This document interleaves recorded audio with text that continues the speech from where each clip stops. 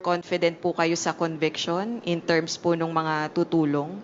But to your question, kung confident ako to secure conviction, it is premature to comment to that. So eto na nga mga kaibigan, itong si Congresswoman Jinky Beatrix Luistro na pinakang head ng prosecution, head po ng Committee on Justice ng House of Representatives na talaga namang nangunguna sa pagpapa-impeach kay Vice President Sara Duterte napaamin, no? Ito pong pag-amin ni Congresswoman Jinky Beatrix Luistro ay hindi po direkta na maririnig at maiintindihan kung hindi ninyo i-analyze yung kanyang sinabi. Okay? So, naganap na nga po itong pre-trial conference about the impeachment of VP Sara Duterte at nagkaharap na nga po ang prosecution sa pangunguna po ni Congresswoman Jinky Beatrix Luistro at syempre ng mga private lawyers po nila na kung saan ay niregla pa nga po itong si Attorney Kapunan. Ayan, feeling magaling ni Attorney Kapunan. Wala nga akong alam na naipanalo ito. Sus Maria Santissima.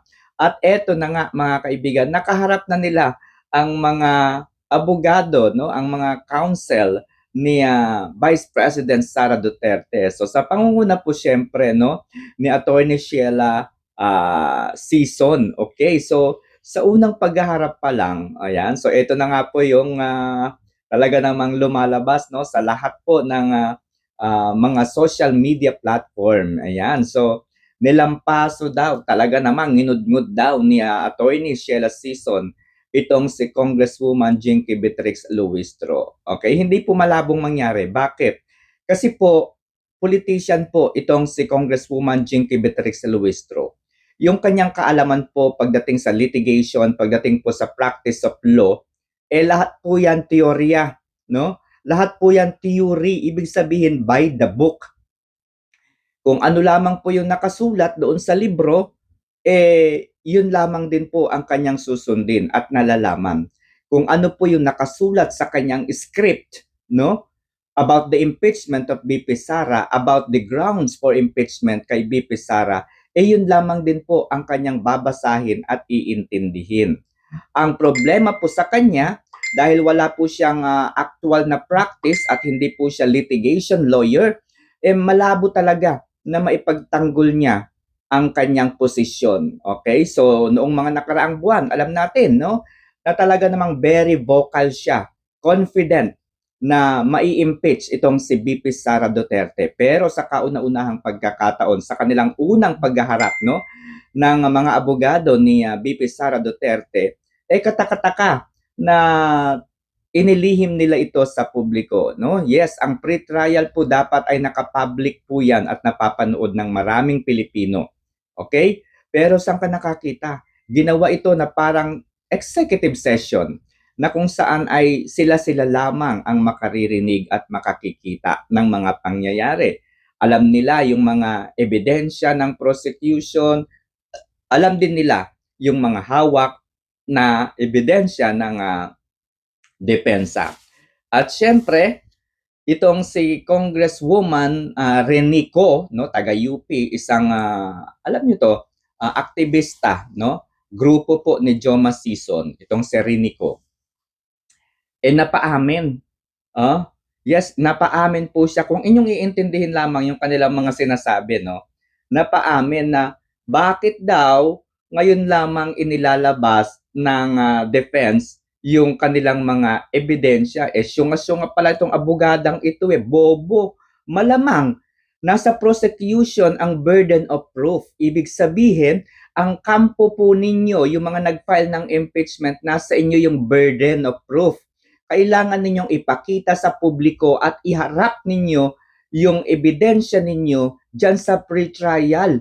Huwag ninyong i-expect na yung grupo ni VP Sara ang magbigay ng kanilang mga ebidensya before the trial court ng Supreme, Okay, ng itong Senado. Siyempre, kayo po yung sila po yung magiging trial court, ang Senate Impeachment Court kung tawagin.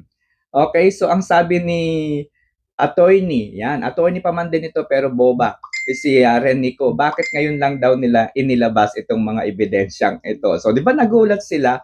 So, syempre, ito po yung pinakang matindi, no? Ang kinakailangan po kasi sa batas, no, sa batas. Dati ay basta't malaman mo na mayroong probable cause doon sa kaso, pwede na, no? Ibig sabihin, kapag naisip mo, nakita mo, oh, merong probable cause ito, therefore ituloy natin ang kaso sa kanya. Okay? At madali na po yung pagkakaso noon. Okay? So, nang maging Department of Justice Secretary po, itong si Ombudsman Jesus Crispin Remulla, ay pinahirap po niya ang trabaho ng prosecutors. Okay, pinahirap po niya ang trabaho ng prosecutors dahil bukod po no sa dati po ay probable cause lamang pwede nang maituloy ang kaso. Dire-diretso na po 'yon basta't may probable cause.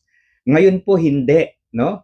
There must be a certainty of conviction, no? Hindi na po probable cause, no? There must be certainty of conviction. Okay? Ibig sabihin, kung ikaw ay nagrereklamo, you must be certain that the person you are, nirereklamo ay dapat meron kang, kumbaga, you must be certain na yes, pwedeng makonvict itong taong ito. Mas mabigat po ito. Dahil bago po umakyat doon sa pinakang kaso o trial, ay dapat mayroon ng malalim na pag-aaral, meron ng mga research na ginawa ang mga prosecutors, and there, na-determine nila, yes, there is a certainty of conviction, and therefore, ituloy ang kasong ito. So, ganito po ngayon ang nangyari. During the Justice Committee ng House of Representatives deliberations about the impeachment of the Vice President Sara Duterte, ang dami nilang ginawa. No? Ang dami nilang sinabi. Press con doon, interview dito, and so on so forth. No? Ang dami nilang pinakita, ang dami nilang ginawa, no, ng mga kabalbalan. Gumawa pa sila ng mini trial kuno, pero habang ginagawa nila yung mini trial kuno, nilinaw nitong si Congresswoman Jinky Beatrix Luistro that this is not a trial.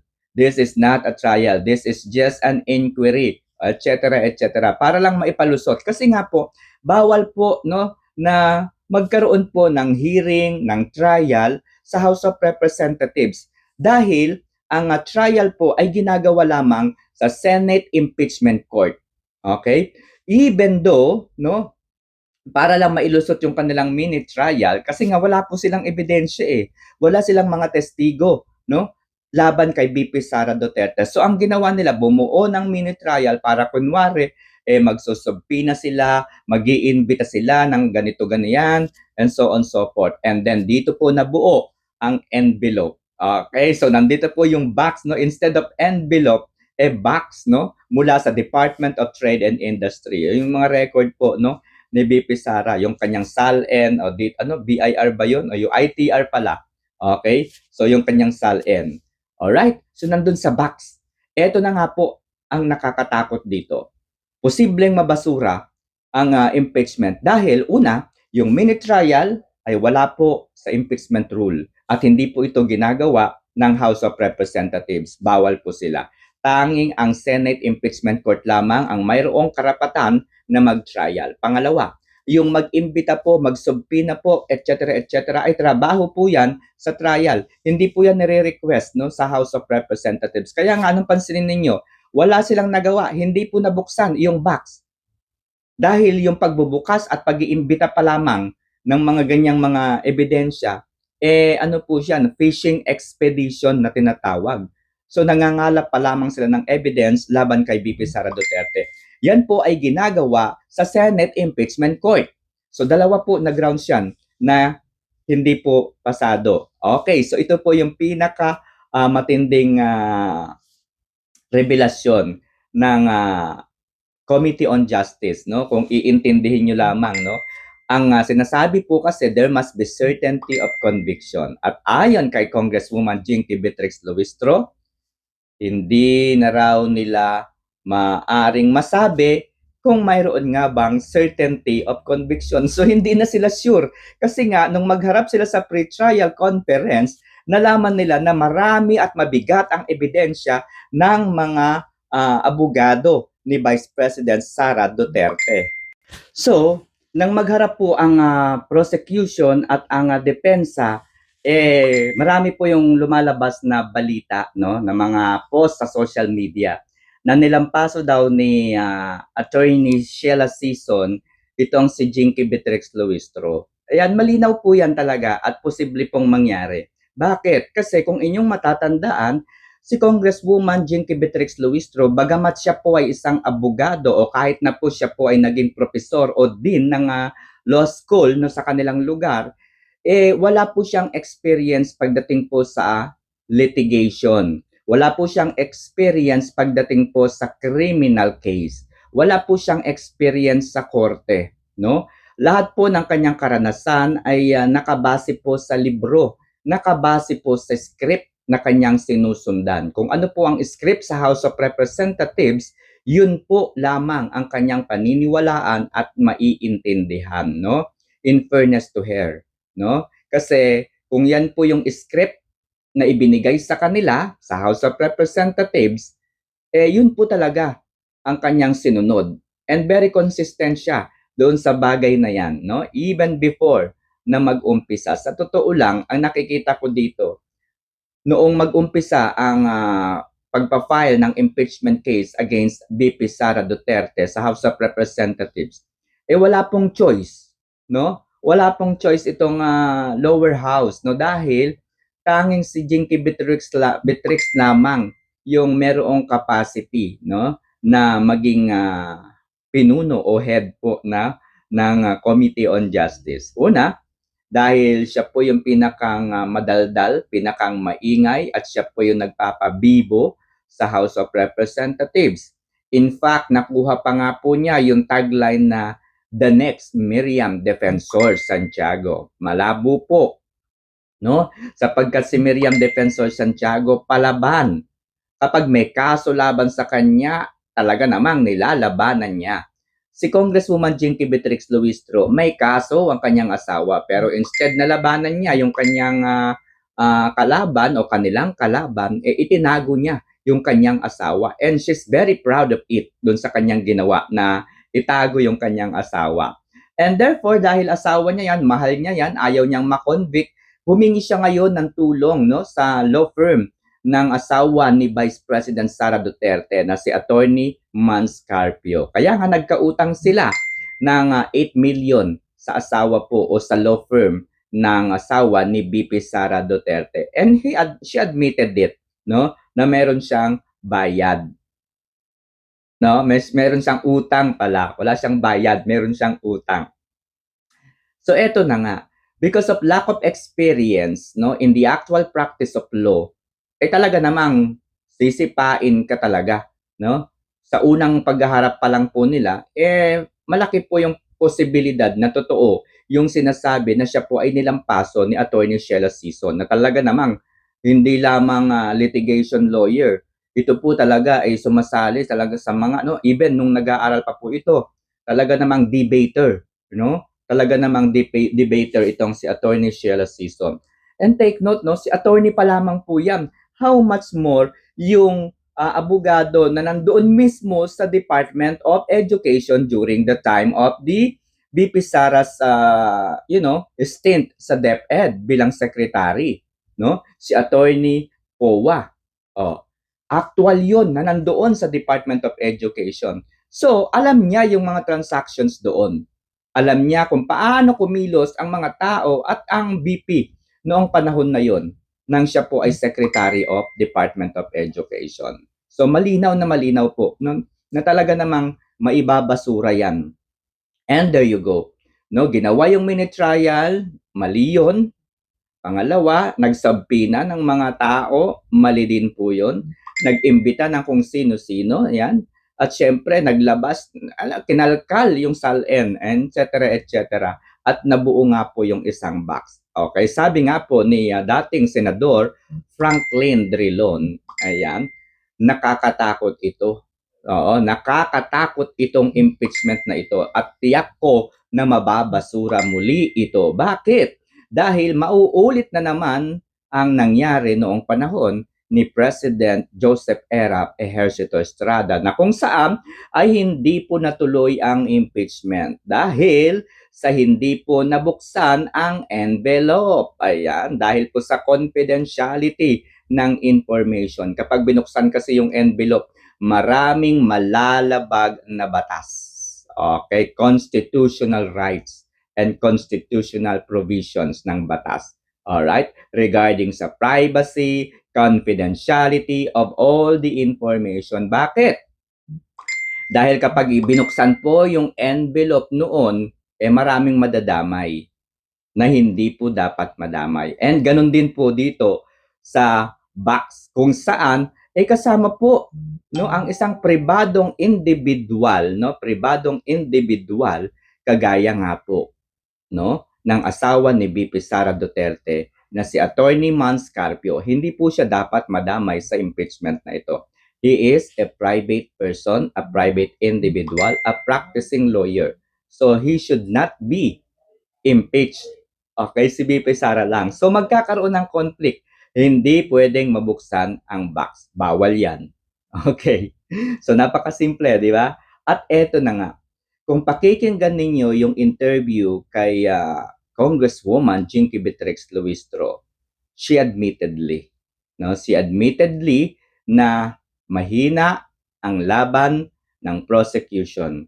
Mahina ang ebidensya nila na halos wala at mga tagni-tagni lamang na mga balita, mga information na nakuha kung saan-saan. Yan po ang pinakamabigat na dapat po nilang idepensa. Okay? Bakit ko nasabi? Kasi po, noong bago po mapalitan o bago po naging DOJ Secretary si Jesus Crispin Remulla, ang requirements lamang po para matuloy ang isang kaso o criminal case, there must be a probable cause. O ulit-ulitin ko sa inyo yan. There must be a probable cause. Basta naisip mo, posible ito. Meron siyang ginawa. Okay, posible na meron siyang ginawa. Probable cause. Tutuloy na po ang kaso noon. But then again, nang maging DOJ Secretary po si Jesus Crispin Remulla, pinahirap po niya ang trabaho ng prosecutors. Dahil ang prosecutors, sila po yung mag-a-identify, sila po yung magde-determine, sila po yung susuri sa mga ebidensya, sa mga nakalagay po doon sa complaint. At dapat, ang complaint ay mayroong certainty of conviction. A complainant must be certain that the person na kanilang inirereklamo have been, there is a certainty of conviction. Sure sila na mako-convict yung tao. So medyo mahirap po yun. Paano magkakaroon ng certainty of conviction kung sablay yung mga ebidensyang hawak nila? Kaya nga nagkaroon ng gulatan, Nagkaroon po ng gulatan sa unang paghaharap, doon sa pre-trial conference. Nagkaroon po ng pre-trial conference at katakataka, hindi po ito nakasa publiko. Ito po ay naka-private. Imagine, naka-private. My God. This is the first time na nagkaroon po ng executive session sa patungkol sa impeachment. This is really the first time. It should be live para marinig, makita ng taong bayan. At dito nga, nagulat tayo dahil sinasabi na itong prosecution panel nagulat dahil sa mga ebidensyang mayroon ang defense team ni VP Sara Duterte. Okay? At dito nga, nadulas ang dalawang congresswoman. Uulitin ko na naman at uulitin ito. Sabi ni Attorney Renico, bakit ngayon lamang daw inilabas ng, ng defense yung kanilang mga ebidensyang hawak? Alam mo, Attorney Renico, sayang yung pinag-aralan mo. UP graduate ka pa naman, pero bobo ka. Oo. Kasi the burden of proof, dapat nasa nagre-reklamo. Nasa inyo ang burden of proof. You must provide. Para nang sa gayon, ang prosecution, ma-determine nila kaagad yung certainty of conviction. But you don't have it. Kaya, bye-bye impeachment. And secondly, sabi ni Congresswoman Jinky Beatrix Luistro when she asked, is there a certainty of conviction? Hindi na niya alam kung meron nga bang certainty of conviction against the Vice President Sara Duterte. Wala. So, since ang marami nga pong gustong mag-volunteer, overwhelming yung numbers, so more confident po kayo sa conviction in terms po ng mga tutulong? We are confident about the private prosecutors who are helping us, no? Kasi kilala silang magagaling na abogado. Kung tawagin natin, mga abogado de campanilla. And we are really grateful na because of their prominence, nakaka-uplift ng confidence from our part. Of course, we have to acknowledge na kahit po abogado yung 11 prosecutors, except for Kong Chel Jokno, because talagang seasoned practitioner din ito, but for the remaining 10 prosecutors, medyo napahinto kami ng practice since we embark in public service. And definitely, kailangan po namin ang tulong ng mga private prosecutors because they are the people specialized in litigation, no?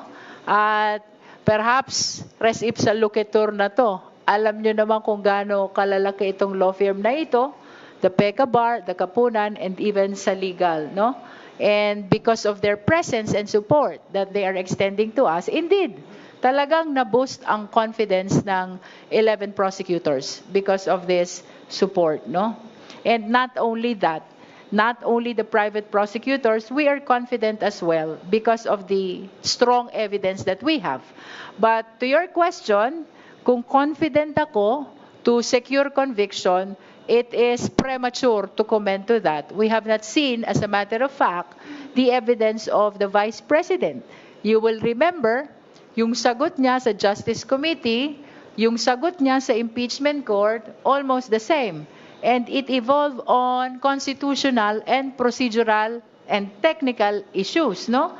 They did not directly respond to the allegations of offenses under which were anchored in the impeachable grounds. So it is premature to say that the evidence of the prosecution is enough to secure conviction until and unless we have seen the evidence of the respondent.